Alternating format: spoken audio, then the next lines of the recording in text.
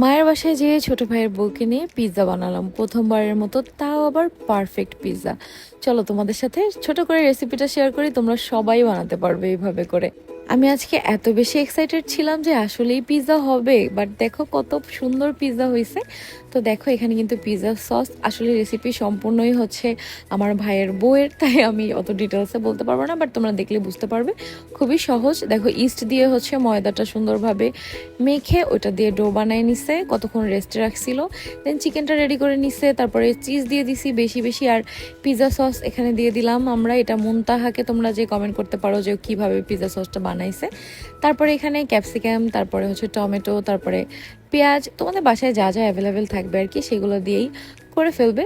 আর cheese দিবে একদম বেশি বেশি, যত বেশি চিজ দিবে তত বেশি একদম চিজি পিৎজা হবে। আর ঝামেলা ছাড়া কিন্তু তোমরা এয়ার ফ্রায়ার ব্যবহার করতে পারো, একদমই ঝামেলা ছাড়া মাত্র 10 মিনিটে পিৎজা হয়ে যাবে। এই যে দেখো চোখের সামনে কিভাবে পিৎজাটা রেডি হয়ে গেল, উফ আমার দেখে এখন আবার খেতে ইচ্ছা করতেছে, বিশ্বাস করো এত মজা ছিল। আর মাত্র 10 মিনিটে রেডি।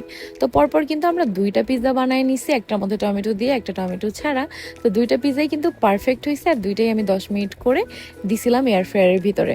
তোমরা এয়ার ফ্রায়ারটা যারা নিতে চাও, টিকিউ পেজটা মেনশন করা আছে এবং পিন কমেন্টটা চেক করলেই সবকিছু পেয়ে যাবে।